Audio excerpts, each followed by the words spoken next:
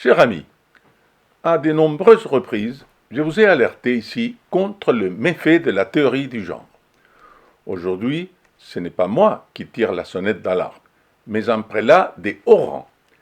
Le cardinal Willem Eck, archevêque d'Utrecht aux Pays-Bas, réclame une encyclique papale sur le sujet. Le cardinal a publié une tribune sur le site La Nuova Bussola Quotidiana, dont je vais vous lire aujourd'hui les extraits qui me semblent les plus éloquents. Avant cela, puis-je toutefois vous faire une invitation?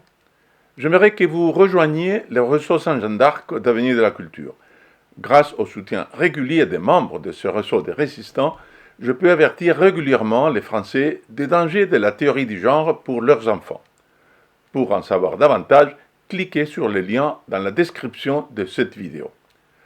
Après avoir expliqué en des termes exempts de polémique la nature et les origines de la théorie du genre, le cardinal Eck rappelle son incompatibilité avec la foi chrétienne. Ne vous laissez pas décourager par la qualité de l'exposé de l'archevêque d'Utrecht. Certains mots sont techniques, mais c'est la précision de l'exposé qui lui donne force et profondeur. Je vous invite donc à écouter attentivement et jusqu'au bout ce que dit le cardinal Eck. Je lui laisse maintenant la parole. L'idée de base de la théorie du genre, à savoir que les rôles des hommes et des femmes, c'est-à-dire le genre, peuvent être complètement séparés du sexe biologique, découle de la vision dominante de l'homme dans notre société actuelle.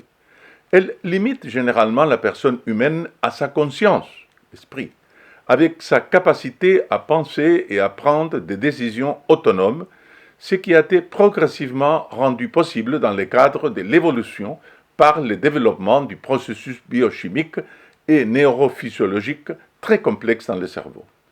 Selon cette vision de l'homme, le corps ne serait que les moyens par lesquels la personne, limitée à la conscience, peut s'exprimer. Cela donne à la personne humaine un droit très large de disposer de son corps, y compris de sa sexualité biologique. Le cardinal rappelle la position chrétienne.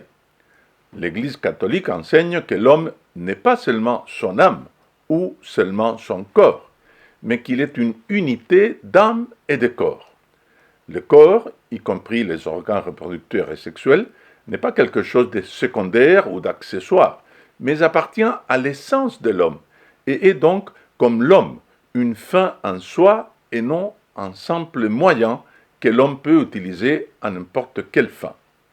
Jean-Paul II écrit dans son encyclique Veritatis Splendor que le corps humain n'est pas une matière première avec laquelle l'homme peut faire librement ce qu'il veut.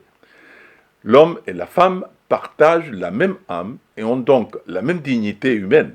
Cependant, ils sont physiquement différents dans le sens où ils sont complémentaires l'un de l'autre par leur sexualité biologique. Cette complémentarité concerne le rôle mutuel dans la reproduction. Par ailleurs, l'homme et la femme sont également complémentaires dans leurs différences biopsychiques. Comme nous l'avons déjà mentionné, le corps appartient essentiellement à l'être humain, tout comme la sexualité biologique. Être homme ou femme fait donc partie de leur être et ne peut en être détaché. C'est également ce qui est révélé dans la révélation. Dieu créa l'homme à son image. Il les créa à l'image de Dieu. Il créa l'homme et la femme, dit la Genèse. L'annonce que Dieu a créé l'homme à son image est immédiatement suivie de l'affirmation qu'il les a créés mâles et femelles. Cela signifie que la révélation enseigne que le fait d'être homme et femme est ancré dans le fait d'être créé à l'image et à la ressemblance de Dieu. Bien entendu, les rôles de genre des hommes et des femmes peuvent changer sous l'influence des facteurs socio-culturels, note le cardinal, qui ajoute « Cependant, il n'est pas possible de séparer complètement les rôles sociaux des hommes et des femmes de leur sexualité biologique. Les aspects essentiels de l'identité masculine et féminine, de l'identité d'époux ou d'épouse, de l'identité de père ou de mère et de l'identité de fils ou de fille sont tous ancrés dans le fait d'être créés à l'image et à la ressemblance de Dieu, c'est-à-dire dans l'essence de l'homme et donc dans l'ordre de création de Dieu. Le cardinal avertit, la théorie du genre a des graves répercussions dans la proclamation des fondements de la foi chrétienne et donne de nombreux exemples de cette incompatibilité. Il rappelle aussi les prises de position des papes Benoît XVI et François sur le sujet. Le magistère papal rejette la théorie du genre, mais ne la fa... Le magistère papal rejette la théorie du genre, mais ne l'a fait jusqu'à présent que de manière sommaire, note-t-il. C'est pourquoi il conclut son texte par un appel au Saint-Père.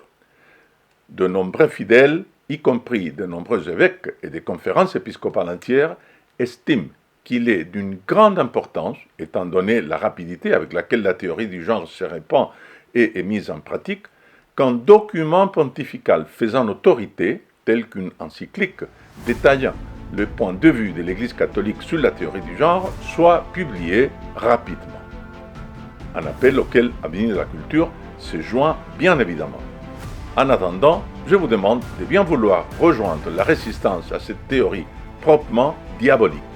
Pour cela, devenez membre du réseau Saint-Jean d'Arc d'Avenir de la Culture. Votre soutien me permettra d'alerter les parents. Pour en savoir plus, cliquez sur le lien en dessous de cette vidéo.